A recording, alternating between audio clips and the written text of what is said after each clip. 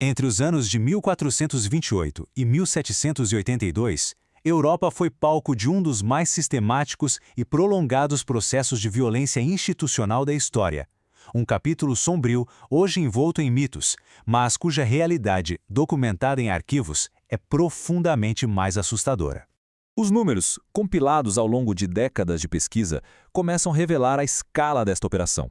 Cerca de 110 mil pessoas foram formalmente julgadas pelo crime de bruxaria em todo o continente europeu durante esse período.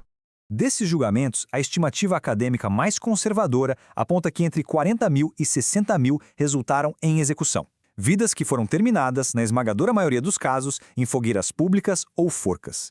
E ao contrário da crença popular de que as vítimas eram exclusivamente mulheres, os dados mostram uma realidade mais complexa. Sim, entre 75% ou 80% das vítimas eram mulheres, mas isso significa que os outros 20% a 25% eram homens. Estamos falando de algo entre 8 mil e 15 mil homens executados como bruxos. Um detalhe crucial, frequentemente perdido nas narrativas modernas. É importante frisar, esta análise não se baseia em mitos ou exageros. Ela é fundamentada no trabalho rigoroso de historiadores como Brian P. Levack, Robin Briggs e Ronald Hutton, que dedicaram suas carreiras a vasculhar arquivos judiciais para reconstruir a verdadeira história da Grande Caçada. Para entender como um continente chegou a este ponto, é preciso seguir a cronologia dos fatos. Começaremos pela primeira centelha, num vale alpino isolado. Depois, veremos a criação do manual que codificou o terror. Analisaremos a máquina da perseguição, as reais motivações por trás do medo, o lento apagar das fogueiras e, por fim, o que o veredito da história nos revela hoje. Nossa jornada começa em 1428, no cantão de Valais, hoje parte da Suíça. 50 anos antes das perseguições mais famosas, um sistema foi criado ali. Um protótipo para a caçada que se espalharia por toda a Europa. O sistema que foi estabelecido em Valais era de uma lógica implacável e circular. Primeiro, qualquer pessoa denunciada por 3 ou mais vizinhos era imediatamente presa. Se confessasse o crime de bruxaria, seria queimada. Se não confessasse, seria torturada até confessar. E então, queimada. Não havia escapatória. A acusação era, em si, uma sentença de morte. O cronista da época, Hans Freund, registrou que a perseguição atingiu uma suposta rede de 700 membros. Mais de 367 execuções foram documentadas em menos de 2 décadas. E aqui, um detalhe fundamental. Em Valais, a maioria das vítimas eram homens. Camponeses acusados de usar magia para invocar tempestades e destruir as colheitas. O que aconteceu em Valais, como bem observou o historiador Richard Kieffer, foi uma mudança conceitual decisiva. A bruxaria deixou de ser vista como um ato isolado de feitiçaria popular para ser enquadrada como uma conspiração organizada. Uma seita de adoradores do diabo, agindo em conjunto para destruir a cristandade. Essa ideia foi o alicerce para tudo o que viria a seguir.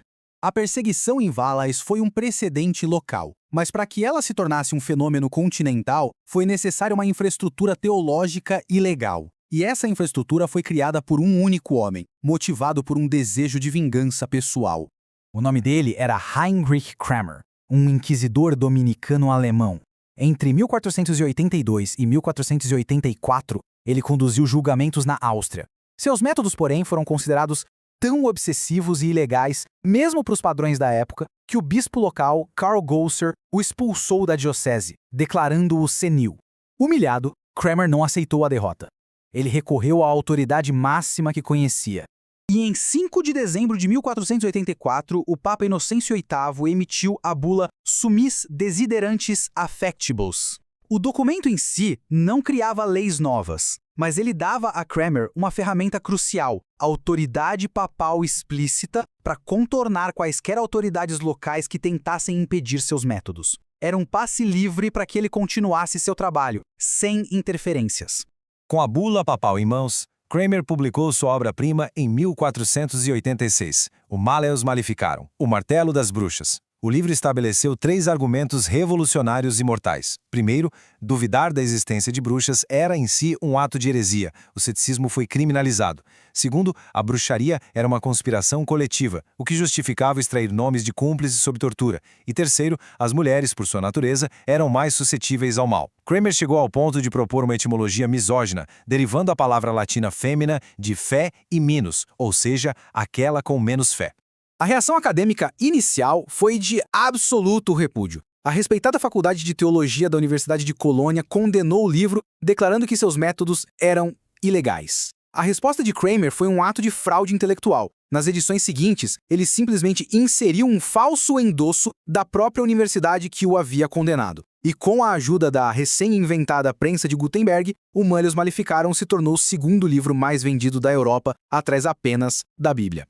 A combinação da autoridade papal da bula com o roteiro processual do Malleus criou uma verdadeira máquina de perseguição, que se espalhou por duas vias. A primeira, eclesiástica. A segunda, e muito mais letal, foi a dos tribunais civis. A história revela um fato irônico. A vasta maioria das execuções foi conduzida por cortes seculares, não pela Inquisição. O epicentro absoluto foi o Sacro Império Romano Germânico, hoje a Alemanha, responsável por cerca de 42% de todas as mortes. A fragmentação política da região permitiu que histerias locais explodissem sem nenhum controle central. A geografia da caçada foi, em grande parte, definida pela lei.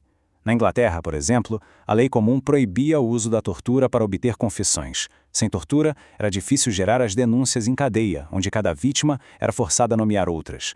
Já no continente, onde a tortura era uma ferramenta legal padrão, as perseguições se multiplicavam exponencialmente a partir de uma única acusação.